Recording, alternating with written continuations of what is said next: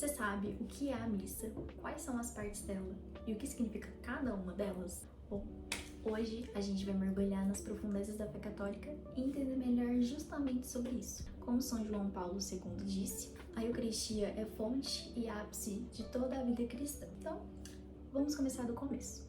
O que é a missa?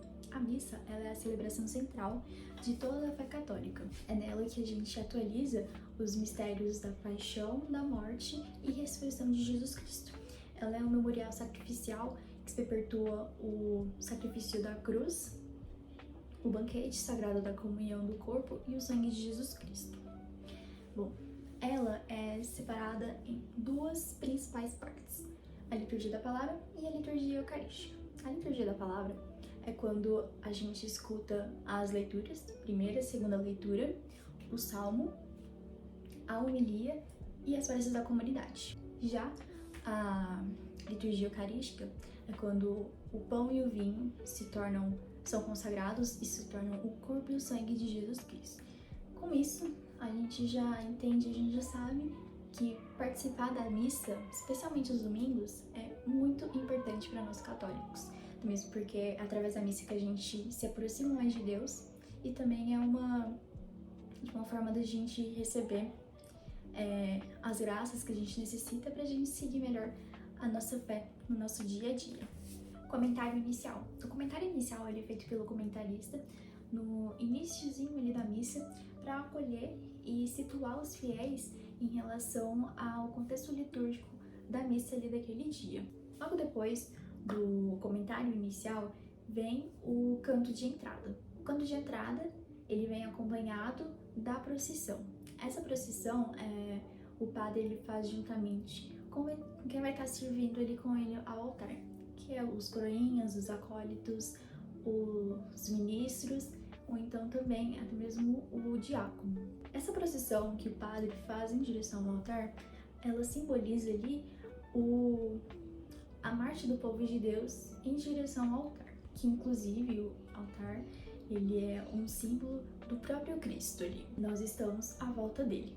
Depois dessa procissão, do canto, tem a saudação. Ela é feita logo após o sinal da cruz e é feita diretamente pelo próprio padre.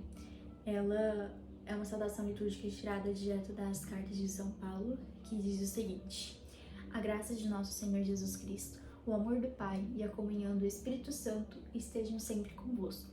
Logo após, nós, enquanto Assembleia, respondemos com bendito seja Deus que nos reuniu no amor de Cristo.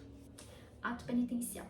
O ato penitencial ele é um momento que a gente reflete no nosso mais interior, a gente reconhece os nossos pecados, a gente pede perdão a Deus por eles.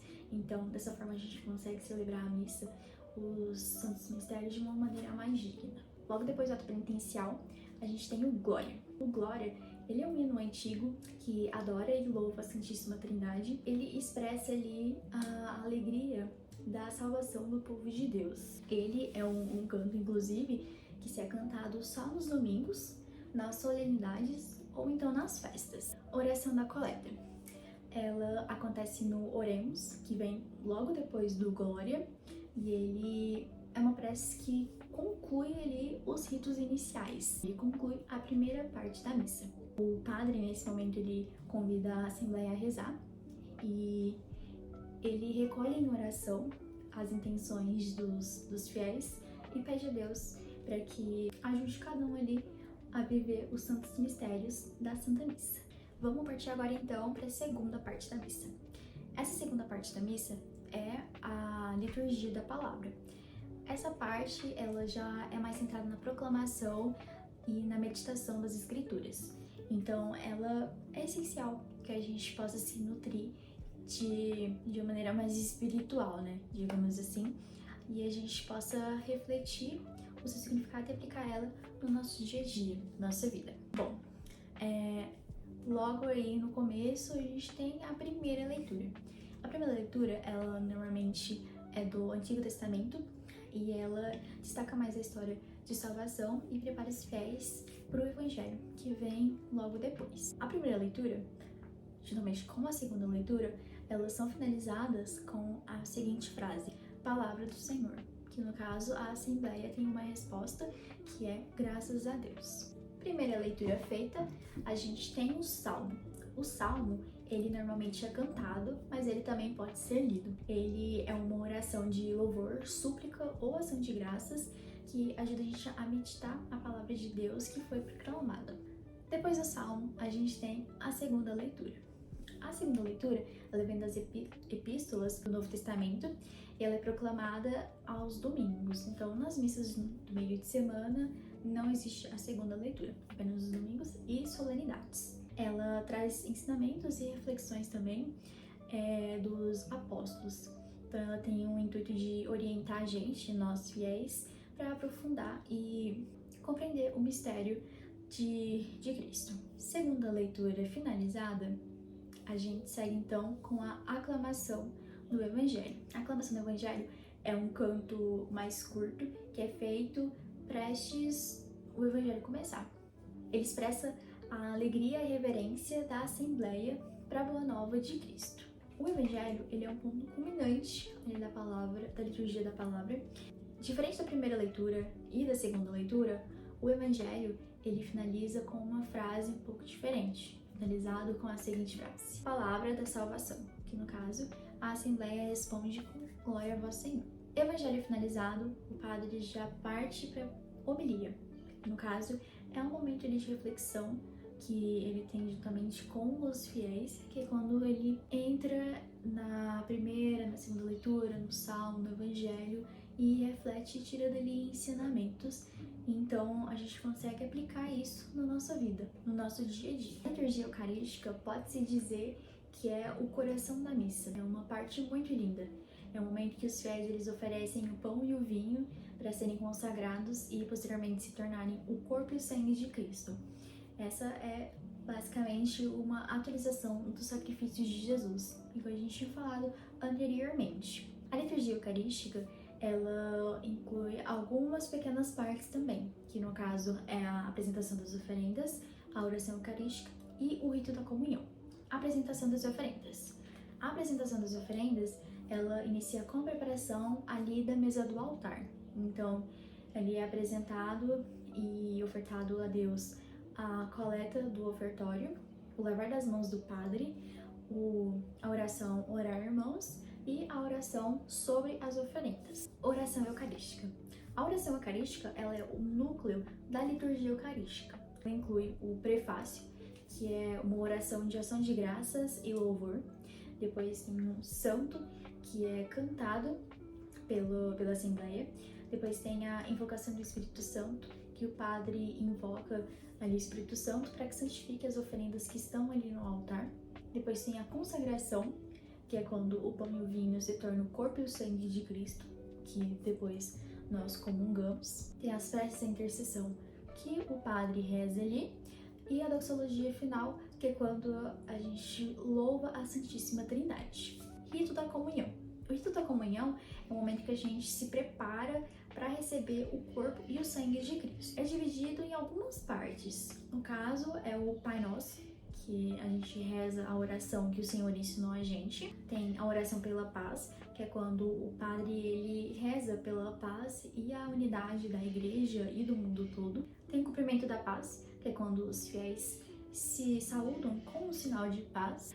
Tem o Cordeiro de Deus, que é quando a gente reconhece Jesus Cristo como o Cordeiro de Deus que tira o pecado do mundo todo. Tem a comunhão, que é um momento belíssimo, que é de quando a gente tem a oportunidade de receber ali o corpo e o sangue de Cristo consagrados. E a oração pós-comunhão, que é quando a gente agradece a Deus o dom que a gente recebeu ali.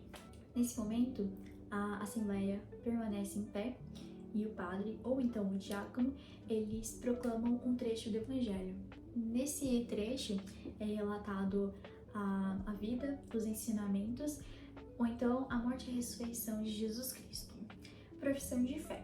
A profissão de fé, ela é feita logo após a conclusão do padre da homilia, e ela é uma oração cantada ou então falada, feita aos domingos ou então em solenidades, que tem o intuito de nós cristãos a gente declarar de uma maneira pública a nossa fé. Bom, depois da profissão de fé, a gente entra aí para a oração da comunidade. Esse aí é um momento de intercessão, que a Assembleia ela reza pelas necessidades do mundo, dos governantes, dos doentes, de todas as pessoas, pedindo intercessão por todas elas, né? E com isso, ela conclui a segunda parte da missa e dá espaço para a terceira, que é a liturgia eucarística. Quarta e última parte da missa, ritos finais. Os ritos finais, ele tem um marco aí de encerramento da celebração. Então, nesse momento, eles enviam os fiéis de volta ao mundo, digamos assim, com a palavra de Deus e com o intuito de fazer com que nós consigamos evangelizar. Então, nesse momento também é um momento que a gente tem para agradecer a Deus pela comunhão. Seguido dessa questão, tem aí a saudação, que é o momento, depois da comunhão, que o padre, ele sauda a Assembleia de novo, com uma fórmula litúrgica, que no caso é o Senhor esteja convosco, e ele recorda a presença de Deus constante aí na nossa vida, né, no nosso dia a dia. Depois da saudação, a gente tem os avisos. Os avisos, eles são mais variados, porque é um momento ali que o padre, então o comentarista, comenta com a Assembleia sobre alguma necessidade de alguma pastoral, de algum evento que a igreja vai estar fazendo, né, dessas questões. Depois dos avisos, tem a bênção final, né, que é um momento que o padre ele faz uma oração pedindo a Deus para que conceda aos fiéis a graça e a proteção divina.